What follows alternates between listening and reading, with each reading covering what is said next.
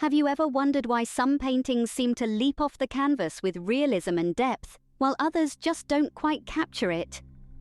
Hello there, my name is Sarah, and welcome to this video from Sarah's Art Gallery. Are you ready to discover the beauty and wonders that the art world has to offer? If your answer is yes, then you've come to the right place. Now, in this episode, we will dive into the art world at the expert level. So, is it the subject, the style, the medium? Or perhaps it's something more? You see, the magic of a painting isn't just in its subject, nor is it solely in the brushstrokes or the palette. It's a combination of all these elements and more.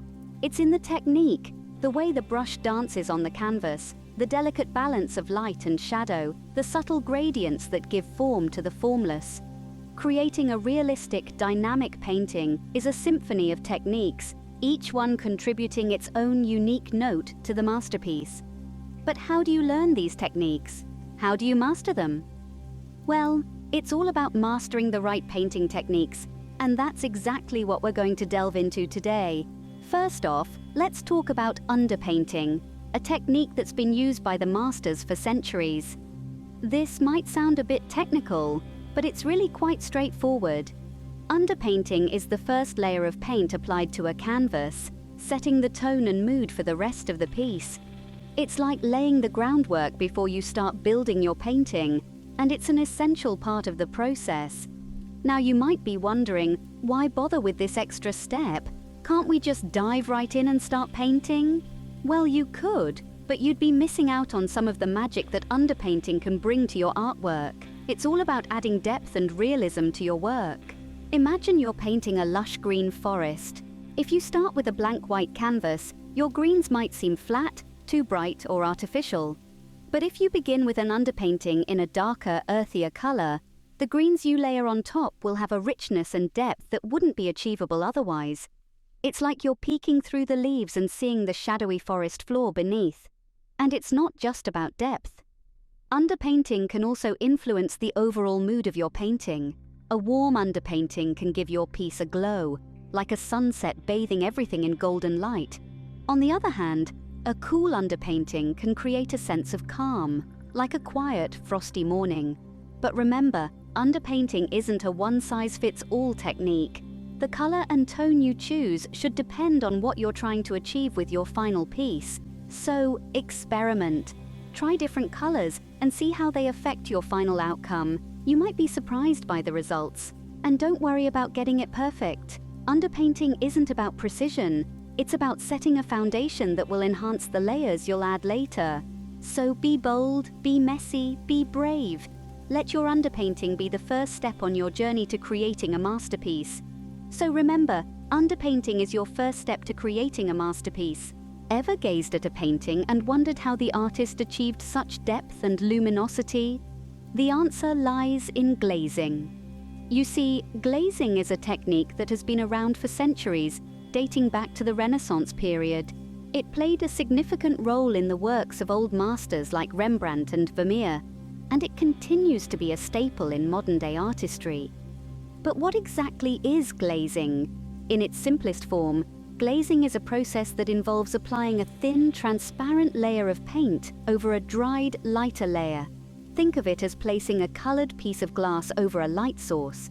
The light bounces off the underlying layer, passes through the colored layer, and creates a luminous effect. When multiple layers of glaze are applied, the depth of the painting increases. Each layer of glaze modifies the appearance of the previous layers, adding complexity and richness to the final image. It's a bit like looking into a deep pool of water, where you can see the depth and the various elements beneath the surface. Now, it's worth noting that glazing is not a technique for the impatient artist. It requires time, patience, and a keen eye for detail. Each layer of glaze must fully dry before the next one is applied to prevent the colors from mixing and becoming muddy. But the results are worth the wait. Glazing allows artists to achieve a level of depth and luminosity that's difficult to replicate with other techniques. It offers a certain glow, a depth of color, and a sense of light that can make your painting come alive in a way that direct painting or other methods simply cannot. So, the next time you're standing in awe of a painting, admiring its depth and the way the light seems to glow from within, remember, there's a good chance that the magic you're witnessing is the result of careful, painstaking glazing. With glazing, you can create a sense of depth and luminosity that's hard to achieve with other techniques. Texture in painting is like salt in cooking. It can turn a bland piece into a captivating one. Let's talk about scumbling and dry brushing. Fellow artists, let's begin with scumbling. This technique is like the secret spice in your art pantry. It involves applying a thin layer of light opaque paint over a dried darker layer. Much like a veil, this technique retains the underlayer's visibility, but changes its tone and color subtly.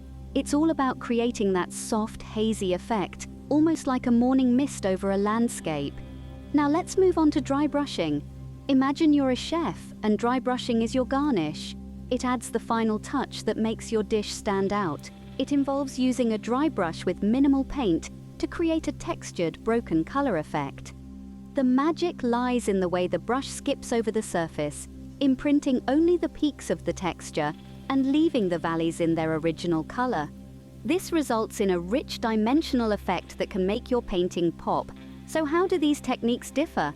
Well, scumbling is like adding a soft glow, a dreamy haze to your painting. It's a subtle change that can make a world of difference. On the other hand, dry brushing is all about adding dynamism and texture. It's like sprinkling a little magic dust that brings depth and dimension to your work. Yet despite their differences, both techniques serve the same purpose: to add texture and interest to your painting. They're the textural twins of the painting world, each with their unique charm, yet working together to create a masterpiece. So, next time you find your painting looking a bit flat or lackluster, remember the textural twins. Experiment with scumbling to add that soft glow, or use dry brushing to create a striking, textured effect. Scumbling and dry brushing can truly make your painting come alive with texture. Or want to create a dramatic effect in your painting? Grisaille can be your magic wand. Now you might wonder, what's grisaille? Grisaille, pronounced as grisaille, is a French term that literally translates to grayness. But in the world of art, it's a monochromatic painting technique that primarily uses shades of grey. It's like painting a black and white photograph, but with paints, where the magic lies in the subtlety of shades. Grisaille originated in the Middle Ages and gained popularity during the Renaissance. Artists back then used this technique to create large murals with intricate details, which were later glazed with colors. This method allowed them to work on the fine details and understand the depth of the image before adding colors. But why use grisaille, you ask? Well, it's all about creating depth and drama. By limiting your palette to a single hue, you can focus on the play of light and shadow. The result is a striking three-dimensional effect that can make your painting stand out. And it's not just about grays. You can experiment with a monochromatic palette of blues or browns, or any color that suits your vision. That's the beauty of grisaille. It's as versatile as it is dramatic. Using grisaille might feel daunting at first, but remember, every stroke of your brush, every gradient of gray, contributes to the depth of your painting. It's like sculpting on canvas, where you chisel out the light and shadow with your paintbrush. So how do you start with grisaille? Begin with a sketch of your composition. Then, using your chosen gray tone, start painting the darkest areas. Gradually work your way to the lighter tones, paying attention to the areas where light hits the most. And voila, you have your grisaille painting. Grisaille is not just a technique, it's a journey, a step back into the roots of painting where every stroke matters. And once you master it, you'll see your artwork in a whole new light. Remember, grisaille can give your painting a unique and dramatic touch.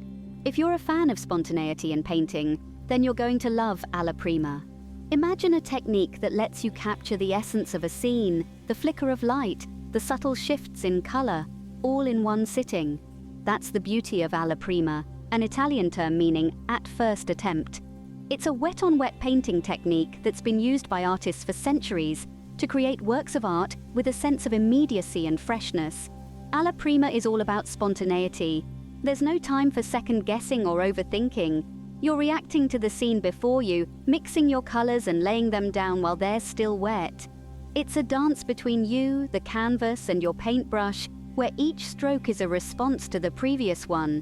One of the main benefits of alla prima is its ability to capture a moment in time.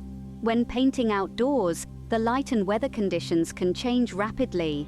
With alla prima, you can seize that fleeting moment, that unique interplay of light and shadow, and commit it to canvas before it's gone. Alla prima also encourages a certain boldness in painting. There's no room for timid strokes or tentative color choices. Each brushstroke is decisive, confident, and because you're working wet on wet, the colors blend and mingle on the canvas, creating a rich, vibrant result that's hard to achieve with other techniques. But the true magic of alla prima lies in its versatility. It's not tied to any one subject or style. You can use it to paint a portrait, a landscape, a still life, or an abstract piece. Whether you're a realist, an impressionist, or an experimentalist, alla prima can be a powerful tool in your artistic arsenal. And the best part, alla prima is not just for the seasoned artists. Even if you're just starting out, you can dive right in, exploring and experimenting with this technique. You might surprise yourself with what you can create when you let go of perfection and embrace the beauty of the moment. Alla prima is all about capturing the moment, the light, and the atmosphere quickly and efficiently. We've covered a lot of ground today, haven't we? Let's take a moment to recap. We embarked on an artistic journey, diving deep into the world of painting techniques that can elevate your artistry to a whole new level. We started by unraveling the power of underpainting. Underpainting, this hidden hero, sets the tone and mood of your artwork. It's like the foundation of a building, unappreciated, yet crucial for the overall structure. Remember, underpainting is not about details, but about creating a base for the layers to follow. It's about establishing the values and the composition of your painting. Next, we delved into the secret of creating depth and luminosity in your artwork. This isn't some cryptic code, but rather a simple principle that can make your paintings come alive. It's the understanding of light and shadow and how they interact with each other. The interplay of light and dark can give your painting a three-dimensional effect, making it look realistic and inviting. Then, we explored the intriguing world of the textural twins, impasto and sgraffito. These techniques are all about touch and feel. Impasto, with its thick textured strokes, adds a physical depth to your painting. On the other hand, sgraffito, with its etched lines, can create intricate details and a sense of movement. Using these techniques can give your paintings a tactile quality, making them not just a feast for the eyes, but also a delight for the fingers. Moving on, we discovered the magic of grisaille. This monochromatic painting technique, with its shades of grey, can give your artwork a timeless, classic appeal. It's like painting with a black and white filter, where the absence of colour highlights the importance of tonal values. Remember, grisaille is not about the lack of colour, but the celebration of tonal contrast. Finally, we looked at the versatility of alla prima. This technique, also known as wet-on-wet painting, is a spontaneous and energetic process. It's about capturing the essence of the subject in one sitting, with fresh, vibrant strokes. Alla prima can give your paintings a lively, unfiltered feel. Remember, it's not about perfection, but about capturing the fleeting moment. Each of these techniques has its own charm and can add a unique dimension to your artwork. But remember, learning about them is just the first step. The real magic happens when you pick up that brush and start practicing. Experiment with these techniques, mix and match them. Use them in unexpected ways.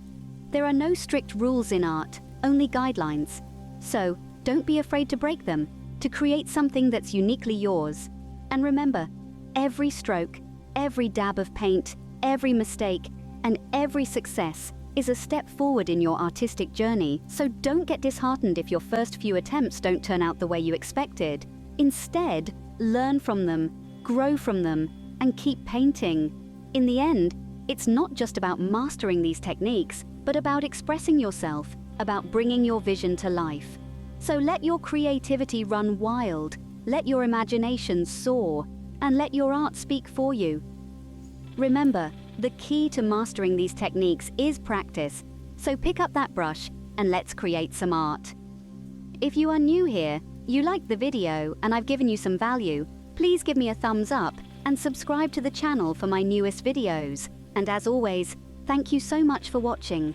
Until next time, this is Sarah from Sarah's Art Gallery saying, create your masterpiece, one stroke at a time.